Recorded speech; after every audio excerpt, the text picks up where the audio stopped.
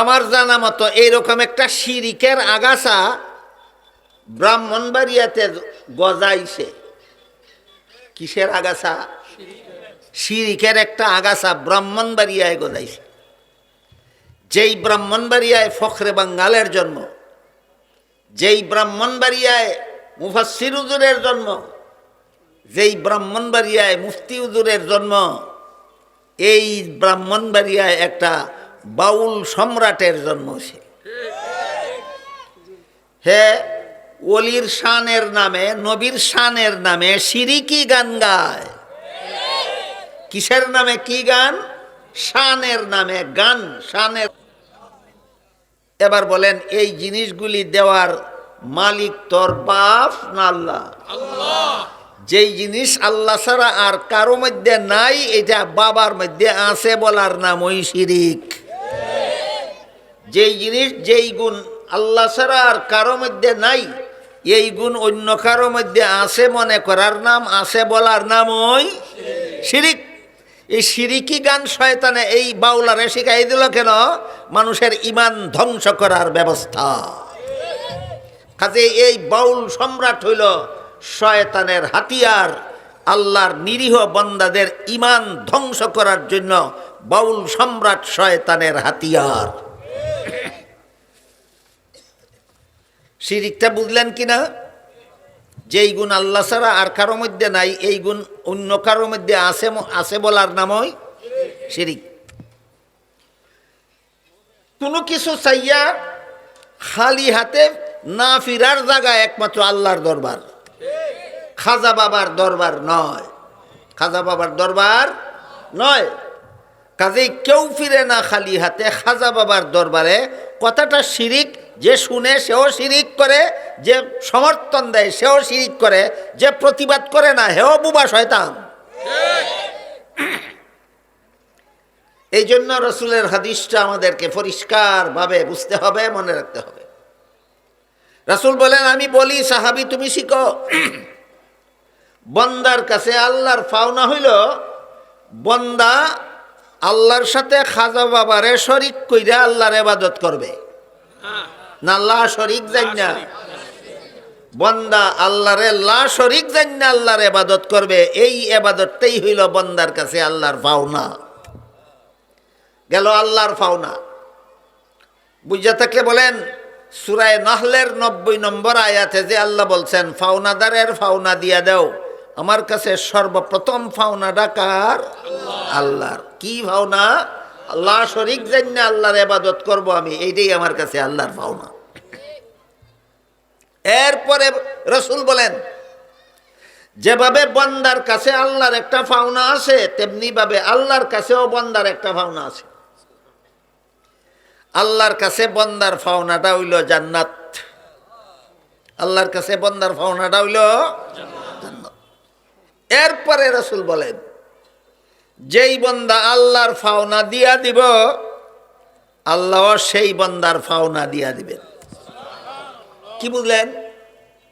যেই বান্দা আল্লাহরে লা শরিক জান্না ইবাদত করব, আল্লাহ পরকালে তাকে জান্নাত দিয়া দিবেন। আল্লাহ জান্নাত বানাইছেন নিজে উপভোগ করার জন্য নয়। আপনারা যারা যারা গাভী পালেন, গাভীর স্তনে দুধ হয়নি, ওই গাভীয়ে খাওয়ানোর লাগি না গৃহস্থের খাওয়ানির লাগি? যেমন ভাবে গাভীর স্তনে দুধ দেয় আল্লাহ, গাভী খাইবার লাগি না, মানুষে খাইবার লাগি, গাভীর বাচ্চা খাইবার লাগি। ঠিক তেমনি ভাবে জান্নাত বানাইছে আল্লাহ নিজে বুক করবার লাগি না, মানুষকে বুক করানির লাগি। আল্লাহ জান্নাত বানাইছে নিজে উপভোগ করতো না মানুষের দান করতো? শুনেন, কটা জান্নাত বানাইছে, কজন মানুষের দিব? মুফাসসিরিনে কেরাম তাফসীরের কিতাবে লিখেছেন, আল্লাহ যতগুলি মানুষ সৃষ্টি করেছেন, এর মধ্যে একদল দুনিয়াতে আইছিল গেছে গা, আরেক দল দুনিয়াতে আইছে রইছে, আরেক দল কিয়ামত পর্যন্ত দুনিয়াতে আসবে। আল্লাহ যতগুলি মানুষ বানাইছেন, কত দল? একদল গেছে গা, একদল আছে, একদল আইব। একদল গেছে গা, একদল আছে, একদল এই তিন দলের মধ্যে যতটা মানুষ আল্লাহ বানাইছেন প্রত্যেকটা মানুষের জন্য আল্লাহ জান্নাতে একটা করে বাড়ি বানাইছেন। আজকের থেকে মনে রাখবেন, জান্নাতে আল্লাহ বাড়ি কটা বানাইছেন? যতটা মানুষ বানাইছেন। আমার সাথে সাথে কইবেন, আল্লাহ জান্নাতে আল্লাহ বাড়ি কটা বানাইছেন? যতটা মানুষ বানাইছেন। ফেরাউন নামে একটা মানুষ বানাইছেন, তার জন্য জান্নাতে একটা বাড়ি বানাইছেন। নমরুদ নামে একটা মানুষ বানাইছেন, তার জন্য জান্নাতে একটা বাড়ি বানাইছেন। আবু জাহাল নামে একটা মানুষ বানাইছেন, তার জন্য জান্নাতে একটা মানুষ বানাইছে, বাড়ি বানাইছেন। ডক্টর আহমদ শরীফ নামে একটা মানুষ বানাইছেন, তার জন্য জান্নাতে আল্লাহ একটা বাড়ি বানাইছে। এই পর্যন্ত শূন্য যদি কেউ মনে মনে ভাবে, তে তো সারছে, ওই আমার তো জান্নাতে বাড়ি রেডি আছে, খালি মরতাম আর যাইতাম গা। এরকম ভাবনার কোনো কারণ নাই। বাড়িগুলি বানাইয়া আল্লাহ একটা ঘোষণা দিছে কোরআনে, দিয়া বলে, ইন্নাল্লাহা আশতারা মিনাল মুমিনিনা আনফুসাহুম ওয়া আমওয়ালাহুম বিআন্না লাহুমুল জান্নাহ। জান্নাতের বাড়িগুলি বানাইছি তোমাদের জন্যই, প্রত্যেকটা মানুষের লেগেও একটা করে বাড়ি আমি জান্নাতে বানাইছি, কিন্তু মাগনা দিতাম না। মাগনা বুঝুন, ফ্রি, ফাও, বিনামূল্যে। কোনটা কইলে বুঝেন সজে? মাগনা দিতাম না। কেমনে দিবা? আল্লাহ বলেন, তোমার জান মাল আমার কাছে বেচে লাও, এর বিনিময়ে তুমি জান্নাতের কাস্টমার হয়ে যাও। আল্লাহর জান্নাত বান্দাদের কাছে দুইটা মূল্যের বিনিময়ে বিক্রি করবেন। একটা মূল্য হইল দুনিয়াতে জানে যেটা কয় সেইটা করবা না, আমি আল্লাহ যেটা কই সেটা করবা। আর দুনিয়ার উপার্জিত মাল যেমনে মনে চায় খরচ করবা না, আল্লাহর বিধান মতো খরচ করবা, এর বিনিময়ে তুমি জান্নাতের খরিদ্দার হইয়া যাইবা। এবার বলেন, দুনিয়াতে যত মানুষ আসে সবাই জান্নাতের কাস্টমার হইয়া যায়? হয় না, বেশিরভাগই হয় না। যারা দুনিয়াতে আসছিল জান্নাতের খরিদ্দার হওয়ার জন্য, নিজের জান আল্লাহর কাছে বিক্রি কইরা, নিজের মাল আল্লাহর কাছে বিক্রি কইরা জান্নাত খরিদ করার জন্য যারা দুনিয়াতে আসছিল, কিন্তু বাজারও আইয়া, জান্নাত কিনার বাজারের নাম দুনিয়া, বাজারও আইয়া কি কিনতো আইছিল বুল্লালিছে, কি কিনতো আইছিল বুল্লালিছে। এই গ্রামটার কি নাম? নন্দসত্তরটা বাজারও আছে। ধরেন নন্দনপুর গ্রামের এক ছেলের বাপে তারে ফাটাইলো বাজারও। আমরা 7 জন মানুষ খানেওয়ালা, গড় চাউল নাই, তুই 2 কেজি চাউল কিনা লই আইবে, তোর মায়ে রান্দা বাড়া করবো, আমরা সবে মিললে খাওয়া দাওয়া কইরা ঘুমাম। ছেলে বাপের কাছ থেকে টেহা লইয়া গেছে বাজারও, কি আনতো? চাউল আনতো। বাজারে গিয়া দেখে এক বেড়ায় হাফনা চায়। হাফনা চায়নি কেউ? বাদ্যারা হাফনা জানি তামসা দেখতে দেখতে চাউলের বাজার ভাঙ্গা গেছে গা। চাউলের বাজার ভাঙ্গা গেছে গা। হাফনা চানি বন্ধ হয়েছে, পরে দেখে বাজারও আর চাউল নাই। চাউল লইয়া আইব বাড়িত না খালিয়াতে আইব? আইয়া দেখবো মায়ে ভাত রান্দা অপেক্ষা করতেছে, খাইতো না? বাপে লাডি লইয়া অপেক্ষা করতেছে, ফিডো লাগাইতো। ঠিক তেমনি ভাবে আল্লাহ একটা সীমিত জীবন দিয়া, সামান্য কিছু সম্পদ দিয়া আমারে দুনিয়াতে পাঠাইছেন। এই দুইটা জিনিস আল্লাহর কাছে বেচা দুনিয়ার থেকে আমি জান্নাতের খরিদ্দার হইয়া আখেরাতে যাইতাম। এই জন্য দুনিয়াটা হইল প্রত্যেকটা মানুষের জান্নাত কিনার বাজার। এটা মনে রাখবেন, বলবেন না কোনোদিন। দুনিয়াটা হইল প্রত্যেকটা মানুষের জান্নাত কিনার বাজার। মূল্য লইয়া আইছে, আল্লাহ দেয়া দিছে। কি কিনতো এটাও আল্লাহ কই দিছে, তোর জান দিলাম, তোর মাল দিলাম, দুনিয়ার বাজারও ফাটাইলাম, জান্নাত কিনিয়া মরতে। হে জান্নাত না কিনিয়া জীবনের পুঞ্জি ফুরাইয়া যখন মরতে লয়। হাদিস শরীফে রাসূল করিম সাল্লাল্লাহু আলাইহি ওয়াসাল্লাম বলেন, যেই ফিরিস্তা তার জান বাইর করার জন্য আসে, আইসে আগে তার লাগি আল্লাহ জান্নাতে যে বাড়িটা বানাইছিলেন এটা দেখায়। কিনছিল না কি কিন্তু আসিল বুঝলা গেছিল গা, কি কিন্তু আইসে বাজার মন হই নাই, বাজার ভাঙ্গা গেছে গা। এখন যাইতো বাড়ির ফিরিস ইয়া বাড়িটা আগে দেখায় যে এই বাড়িটা আল্লাহ তোর জন্য বানাইছিলেন। আর জান্নাত কিনার বাজার দুনিয়াতে তোরে ফাটাইছিলেন, বাজার ভাঙ্গা গেছে গা তোর কিন সস্তা। এই জান্নাত যে তোর নামে বরাদ্দ করা ছিল, আজকে তোর নাম থেকে এই বাড়িটা কাটটা দেওয়া হইল। মরণের সময় প্রত্যেকটা বেঈমান রে তার জান্নাতের ঠিকানা দেখাইয়া এই জান্নাতের মালিক আর তুই রইছস না কইয়া এরপরে জাহান্নাম দেখাইয়া তার জান্নাত করে। এখন বলেন, নমরুদের জন্য আল্লাহ জান্নাতে বাড়ি একটা বানাইছিলেন কিনা? ফেরাউনের জন্য আল্লাহ জান্নাতে বাড়ি একটা বানাইছিলেন কিনা? আবু জাহালের জন্য বানাইছিলেন, ডক্টর আহমদ শরীফের জন্য বানাইছিলেন। এখনো তাদের নামে বরাদ্দ রইছে না মরণের সময় কাটটা দেওয়া হয়েছে? এখন তারার নামের বরাদ্দ করা বাড়িটা কি হইব? আপনার তো আরেকটা আছে, আপনার নামে প্রত্যেকের নামে একটা করে আছে। হ্যাঁ, যারা জান্নাতের বাড়ি নাম থেকে কাটটা দেওয়া হয়েছে তাদের জান্নাতের বাড়িটা কি হবে? এইটার বিবরণ দিয়ে আল্লাহ বলেন, উলাইকা হুমুল ওয়ারিসুনাল্লাযীনা ইয়ারিসুনাল ফিরদাউসা হুম ফিহা খালিদুন।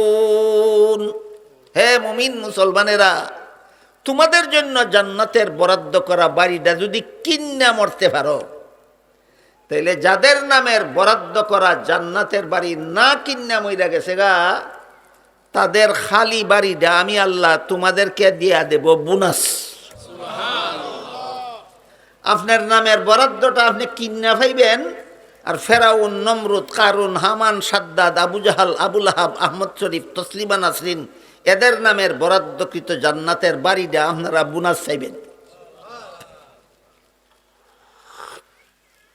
তাই রাসূল বলেন, ও আমার প্রিয় সাহাবী শুনো, বান্দার কাছে আল্লাহর কি পাওনা আর আল্লাহর কাছে বান্দার কি পাওনা।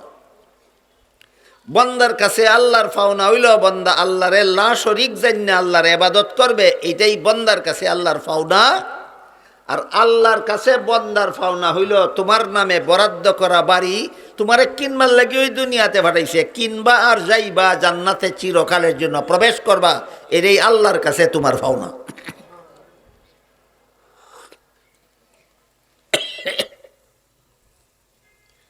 এবার বলেন, জান্নাতে আল্লাহ কটা বাড়ি বানাইছে? যতটা মানুষ বানাইছে। সব মানুষ জান্নাতে যাবে না? যারা না কিন্না দুনিয়ার থেকে বিদায় হয় এরা পাবে না? এদের শাস্তির জন্য আল্লাহ জাহান্নাম বানাইছে। দুনিয়া নামের জান্নাত কেনার বাজারে আইসা যারা জান্নাত না কিন্না দুনিয়ার থেকে বিদায় হইয়া যায়, এদের শাস্তির জন্য আল্লাহ আখিরাতে চিরস্থায়ী জাহান্নাম বানাইছে। এই জন্য রসুল করিম সাল্লাল্লাহু আলাইহি ওয়াসাল্লামের খেদমতে একটা মহিলা গেল তার কুলের শিশু কুলে নিয়া গিয়া রসুলকে বলে, রাসূল একটা কথা জিজ্ঞাসা করার জন্য আসছি। রাসূল বলেন, কি জিজ্ঞাসা করতে চাও? মহিলা বলে, আমি জানতে চাই একটা মহিলা তার কুলের বাচ্চাটারে যে পরিমাণ দয়া মায়া করে, আল্লাহ তার বান্দারে এর চেয়ে কম দয়া করে না বেশি করে? এটা বুঝতে পারছি। প্রশ্নটা বুঝছেন নি আপনারা? একটা মহিলা তার কুলের বাচ্চারে যে পরিমাণ দয়া মায়া করে, আল্লাহ তার বাচ্চারে, আল্লাহ তার বান্দারে এই পরিমাণ দয়া করে না থেকে কম করে? এটা বুঝতে পারছি। রাসূল বলেন, হে মহিলা শুনো, একটা মহিলা তার কুলের বাচ্চারে যে পরিমাণ দয়া মায়া করে, আল্লাহ তার বান্দারে তার চেয়ে বহু গুণ বেশি দয়া মায়া করে। এটা তো প্রশ্ন অসুজা, জবাব অসুজা। কিন্তু এই জবাব দেওয়ার সাথে সাথে মহিলা আবার আর একটা প্রশ্ন করছে, এটা অত্যন্ত কঠিন, জবাবটাও খুব কঠিন। দ্বিতীয় প্রশ্ন করলো মহিলা রাসূলকে, দুনিয়ার কোনো মহিলা তো নিজের বাচ্চাটারে নিজের হাতে আগুনে ফেলে না। নন্দনপুরের কোনো মহিলা নিজের কুলের বাচ্চা নিজের হাতে চুলাত বিতে দেয়? আল্লাহ অনেক বান্দারে জাহান্নামের আগুনে ফেলবো, তাহলে কেমনে বুঝবো আল্লাহ তার বান্দারে বেশি দয়া করে না মহিলা তার বাচ্চারে বেশি দয়া করে? কেমনে বুঝতাম? এখনের প্রশ্নটা সুজানি অত্যন্ত কঠিন। প্রশ্ন করার সাথে সাথে আল্লাহর রাসূল আল্লাহর দরবারে সেজদায় পড়ে গেলেন। অনেকক্ষণ পর্যন্ত সেজদার মধ্যে থাকিয়া আল্লাহর কাছে জবাব সংগ্রহ করলেন। জবাব সংগ্রহ করিয়া সেজদার থেকে মাথা উঠাইয়া কইলেন মহিলার, এই মহিলা শোনো, আমি যে তোমারে কইছি একটা মহিলা তার কুলের বাচ্চারে যে পরিমাণ দয়া মায়া করে, আল্লাহ তার বন্দারে তার চেয়ে বহুগুণ বেশি দয়া মায়া করে। আমার কথা ঠিক আছে, তোমার শুধু বুঝার বাকি আল্লাহর বন্দা কারে কয়, এইটা শুধু তোমার বুঝা বাকি। ওই যে হাদিস শরীফে আল্লাহ রাসূল বলছেন আল্লাহর কাছে তার বন্দার পাওনা জান্নাত, মনে আসেনি? আল্লাহর কাছে তার বন্দার পাওনা জান্নাত। তাহলে আল্লাহ এই পাওনাটা না দিয়ে যে জাহান্নামে দিব, ঘটনাটা কি? রাসূল বলেন ঘটনাটা হইল তোমার বুঝার বাকি রয়েছে আল্লাহর বন্দা কারে কয়। যেই ব্যক্তি আল্লাহর ইবাদত বন্দেগী ঠিক মতে করে সেই হইল আল্লাহর বন্দা। যেই ব্যক্তি আল্লাহর ইবাদত বন্দেগী করে না, আল্লাহর পাওনাটা দেয় না, হে আসলে আল্লাহর বন্দা হই না, হে আসলে আল্লাহর বন্দা হই না। আজকে কি বুঝতে পারলেন আপনারা যারা যারা তাফসীর শুনেন, আপনারা কে কে আল্লাহর বন্দা আর কে কে আল্লাহর বন্দা হই না? না পরিষ্কার হইছে না? যে ঠিক মতো ইবাদত করে সেই আল্লাহর বন্দা, তার জন্য আল্লাহ জাহান্নাম বানাইছেন না, তার জন্যই জান্নাত বানাইছেন। এটাই আল্লাহর কাছে তার পাওনা। যে নামাজ রোজা ইবাদত বন্দেগীর ধারধারে না, হালাল হারামের ধারধারে না, হে আল্লাহর বন্দা হই না, তার লাগি আল্লাহ জান্নাত বানাইছেন না, বানাইছেন জাহান্নাম। বানায়া থাকলে ওইটা তোমার নামে বরাদ্দ থাকবে না, মরণকালে কাটতে দেওয়া হবে। এই পর্যন্ত মাত্র দুইটা দেনা পাওনার আলোচনা হইল। সূরা নাহলের 90 নম্বর আয়াতে আল্লাহ বলেছেন ইনসাফ করো, অর্থাৎ পাওনাদারের পাওনা দিয়া দাও। এই পর্যন্ত দুইটা পাওনার আলোচনা হইল। একটা হইল বন্দার কাছে আল্লাহর পাওনা, আর একটা হইল আল্লাহর কাছে বন্দার পাওনা। বুঝা থাকলে বলেন বন্দার কাছে আল্লাহর পাওনাটা কি? বন্দার কাছে আল্লাহর পাওনা লা শরীক জান্নাত ইবাদত করবে, এটা আল্লাহর পাওনা। আর আল্লাহর কাছে বন্দার পাওনা জান্নাত। ক্লিয়ার হইল, আমরা যদি আল্লাহর লা শরীক জান্নাত আল্লাহর ইবাদত করি তাহলে আল্লাহর কাছে আমরা একটা পাওনা সংরক্ষিত থাকবে। মরণের সাথে সাথে আল্লাহ আমাদের পাওনার ঠিকানা পৌঁছাইয়া দিবেন। এই উদ্দেশ্যেই যত সব ওয়াজ মাহফিল আর তাফসীর মাহফিলের আয়োজন।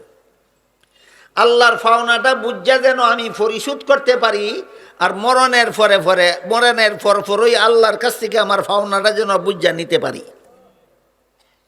সারা জীবন মনে রাখবেন আজকে থেকে, এই একটা উদ্দেশ্যেই যত সব ওয়াজ মাহফিলের আয়োজন, যত সব তাফসীরের মাহফিলের আয়োজন। আল্লাহর পাওনাটা যেন দুনিয়াতে পরিশোধ করে যাইতে পারি, আর আমার পাওনাটা যেন আল্লাহর কাছ থেকে পরকালে উদ্ধার করে নিতে পারি। আর কোনো উদ্দেশ্যই নাই তাফসীর মাহফিলের, আর কোনো উদ্দেশ্যই নাই তাফসীর মাহফিল। তারপর আয়াতের ব্যাখ্যায় মুফাসসিরিনে কেরাম লিখেছেন, কোন আয়াত? সূরা নাহলের 90 নম্বর আয়াত। সূরা নাহলের 90 নম্বর আয়াতের ব্যাখ্যায় মুফাসসিরিনে কেরাম লিখেছেন, বান্দার কাছে 2 নম্বর পাওনা হইল তার মা বাবার। 1 নম্বর পাওনা আল্লাহর, 2 নম্বর পাওনা কার? মা বাবার। আল্লাহর পাওনার সাথে সাথে মা বাবার পাওনার আলোচনা কেন? এটা আল্লাহ কোরআনের বিভিন্ন আয়াতে এইভাবেই করছেন। আল্লাহ বলেন ওয়াকাদা রাব্বুকা আল্লা তা'বুদু ইল্লা ইয়্যাহু ওয়া বিল ওয়ালিদাইনি ইহসানা। আল্লাহ তোমার উপর ফরজ করে দিয়েছেন একমাত্র আল্লাহর ইবাদত করবা, আল্লাহর পাওনা দিবা, আর 2 নম্বর মা বাবার সাথে সদ্ব্যবহার করবা। এর মাধ্যমে তোমরা তোমাদের মা বাবার পাওনা দিবা। 1 নম্বর পাওনা আল্লাহর, 2 নম্বর পাওনা মা বাবার। মা বাবার 2 নম্বর সিরিয়ালে আসলো কিভাবে? এটা একটা প্রশ্ন। তাফসীরের কিতাবে প্রশ্ন উল্লেখ করা আছে, জবাব দেওয়া আছে। জবাবটা হইল আল্লাহ তার বান্দাকে যত বিধি নিষেধ আরোপ করে, যত হুকুম দেয়, আল্লাহ বান্দারে যত বিধি নিষেধ আরোপ করে, যত আদেশ নিষেধ করে, এর পিছনে আল্লাহর বিন্দু মাত্র স্বার্থ নাই, সবটা স্বার্থ বান্দার। আল্লাহ আমাকে নমাজের আদেশ করেছেন, এই নমাজ হবে আমার বেহেশতের চাবি। কাজে আমার নমাজের দ্বারা আল্লাহর কি পরিমাণ উপকার, বিন্দু মাত্র না। আল্লাহ আমাকে রোজা রাখার আদেশ করেছেন, রোজা হবে জান্নাত থেকে, জাহান্নাম থেকে বাঁচার হাতিয়ার। সুতরাং আমার আল্লাহ রোজা রাখার হুকুম দেওয়ার মধ্যে আল্লাহর কি স্বার্থ, বিন্দু মাত্র স্বার্থ নাই। ঠিক তেমনি ভাবে মা বাবা সন্তানকে যত আদেশ নিষেধ করে, একটাও নিজের উপভোগের জন্য নয়, সন্তানের জীবনের সুখ শান্তির জন্য। আল্লাহর পরে মা বাবার চেয়ে বড় স্বার্থহীন মানুষ দুনিয়াতে আর কেউ নাই। আল্লাহর পরে মা বাবার চেয়ে বড় স্বার্থহীন, স্বার্থবাদী না স্বার্থহীন? আল্লাহর পরে মা বাবার চেয়ে বড় স্বার্থহীন মানুষ দুনিয়াতে আর কেউ নাই। আর বাকি সবারই কিছু না কিছু স্বার্থ আছে। যারা দুনিয়াতে স্বার্থের জন্য কাজ করে, এদের স্বার্থ আবার দুই প্রকার। একটা হইল তুচ্ছ স্বার্থ, আর একটা হইল উচ্চ স্বার্থ। যারা স্বার্থের জন্য কাজ করে, এদের স্বার্থ কত প্রকার? দুই প্রকার। একটা তুচ্ছ স্বার্থ, একটা উচ্চ স্বার্থ। তুচ্ছ স্বার্থটা কেমন? তুচ্ছ স্বার্থ হইল আপনি আপনার রাখাল, যে রাখালে আপনার ক্ষেত দান দাইব না, রাখালে দান দেয় না, গৃহস্থের ক্ষেত।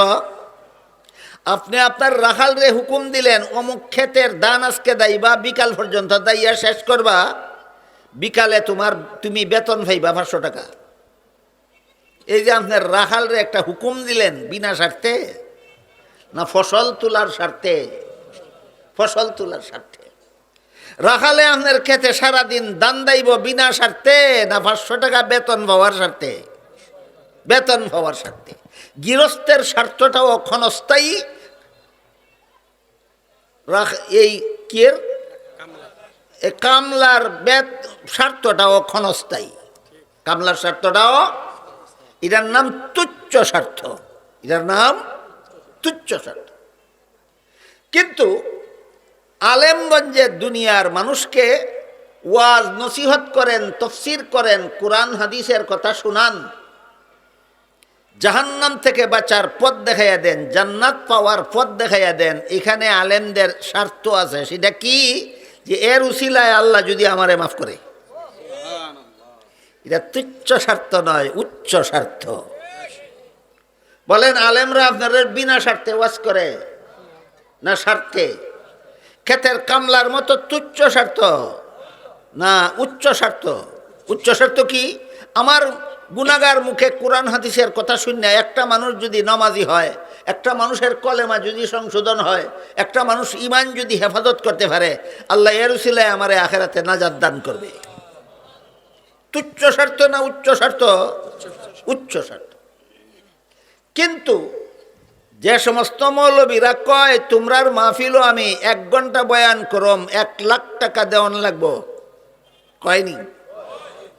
এটা কোন স্বার্থ?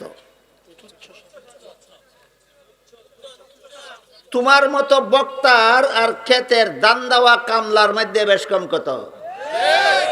এইটারও তুচ্ছ স্বার্থ, তোমারও তুচ্ছ স্বার্থ। হেরও উচ্চ স্বার্থ নাই, তোমারও উচ্চ স্বার্থ নাই। এরম বক্তার ক্ষেতের দান দেওয়া কামলায় সমান। এরা আখেরাতের জন্য আসে না ক্ষেতের কামলার মতো কামলা দিতে আসে? এগুলি কামলা, এইগুলি নাইবে রাসূল না।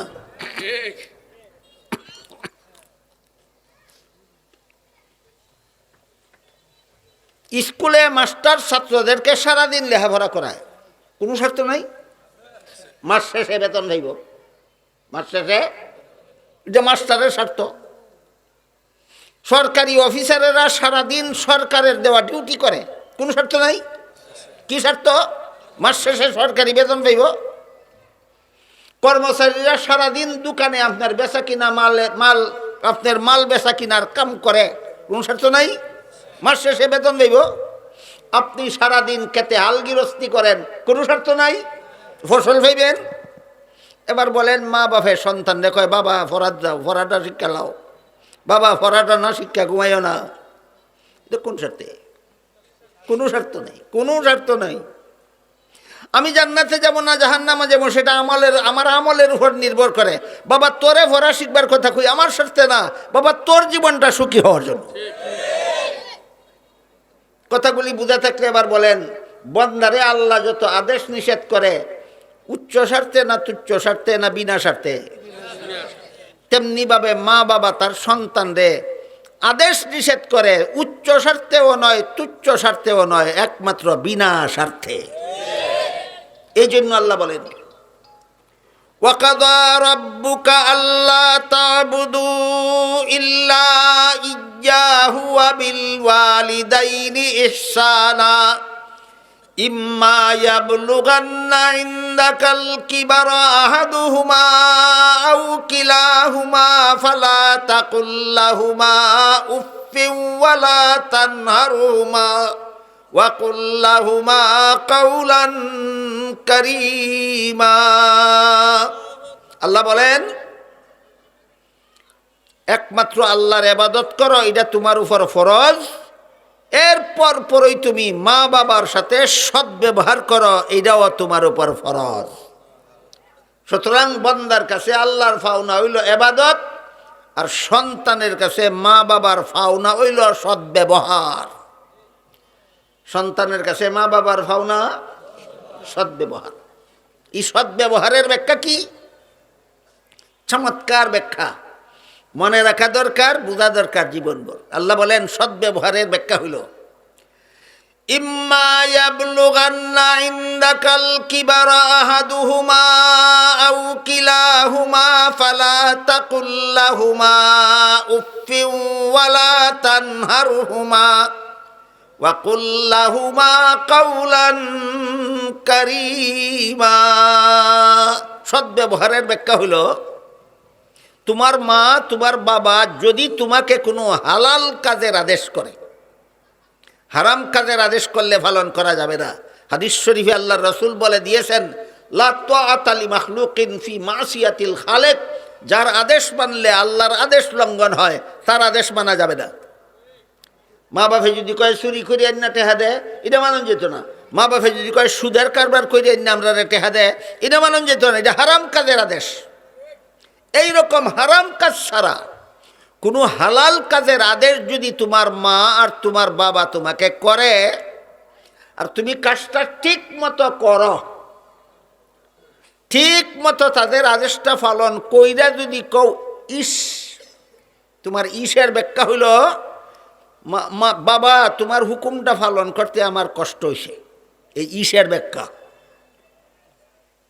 মায়ে কইল বাজার থেকে মাছ কিনে না দাও, বাপে কইল সিলেট থেকে অমুক অফিসিয়াল কাজটা কইরা লইয়া আসো, তুমি সিলেট গেলা বাপের হুকুমে অফিসিয়াল কাজটা কইরা বাড়িতে আইয়া বাবার কাছে কাগজপত্রটা সমঝাইবার সময় কইলা ইস, এর মানে হইল এই কাজটা করতে বাবা তোমার কাজটা করতে আমার কষ্ট হইছে। আল্লাহ বলেন তুমি বাপের সাথে অসৎ ব্যবহার করছো। কথা না মান্য অসৎ ব্যবহার হয়েছে না ষোলো আনা মান্য, মার কথা বাপের কথা ষোলো আনা মান্য তোমার কষ্ট হয়েছে, যদি এদেরকে বুঝতে দাও তুমি মা বাবার সাথে অসৎ ব্যবহার করেছ, মা বাবার ভাওনা আদায় করছো না। তাহলে সৎ ব্যবহার কেমনে হইব? মায়ের হুকুম পালন করতে গিয়া বাপের হুকুম পালন করতে গিয়া যদি কিছু কষ্ট হয় তুমি ইস কইয়া বুঝতে দিও না, হাসি মুখে কাজ তাদের সামনে যাইও, যেন তোমার চেহারার দিকিয়া তোমার যে হুকুম পালন করতে কষ্ট হইছে এরা যেন টের না হয়। হুকুম পালন করতে তোমার কষ্ট হইছে জানলে তোমার মা বাপের মনে শতগুণ বেশি কষ্ট হবে। আল্লাহ সৎ ব্যবহারের কত চমৎকার ব্যাখ্যা দিলেন। ব্যাখ্যা বুঝা থাকলে বলেন মা বাবার সাথে অসৎ ব্যবহার হয় শুধু হুকুম না মানলে, না হুকুম মান্যও অসৎ ব্যবহার হয়? হুকুম মান্যও অসৎ ব্যবহার হয়। কোনোভাবেই মা বাবার সাথে অসৎ ব্যবহার করবে না, এটা হলো তোমার কাছে তোমার মা বাবার পাওনা। আবার অন্য আয়াতে আল্লাহ পাক রব্বুল আলামিন মা বাবার কাছে ও সন্তানের পাওনা উল্লেখ করে দিয়েছেন। যেমন ভাবে বন্দার কাছে আল্লাহর পাওনা আছে, আল্লাহর কাছে বন্দার পাওনা আছে, তেমনি ভাবে সন্তানের কাছে যেভাবে মা বাবার পাওনা আছে, তেমনি ভাবে মা বাবার কাছে অসন্তানের পাওনা আছে। আমাদের সমাজে পাওনার আলোচনা একতরফা হয়। কিভাবে হয়? একতরফা পাওনার আলোচনা করা জুলুম, একতরফা পাওনার আলোচনা করা জুলুম। উভয় পক্ষের পাওনা পরিষ্কার করে আলোচনা করো, বুঝো, উভয় পক্ষের পাওনা পরিশোধ করো, যদি দুনিয়ার জীবনে শান্তি চাও, আখিরাতের জীবনে শান্তি চাও। এবার আমরা মা বাবার কাছে সন্তানের পাওনা দুই একটা পাওনা বোঝার চেষ্টা করি। আল্লাহ পাক রব্বুল আলামিন পবিত্র কোরআনের এক আয়াতে বলেন, ইয়া আমলের ফসল ধ্বংস করে দিতে না পারে, এই জন্য মুফাসসিরগণের দায়িত্ব, যারা তাফসীর করবেন তাদের দায়িত্ব আপনাদেরকে আপনাদের ঈমান আমলের ফসল হেফাজত করার জন্য শিরিক বিদাতের আগাছা ছিনাইয়া দেওয়া, যেন পরিষ্কার করে আপনাদের ঈমান আমলের ফসল হেফাজত করতে পারেন।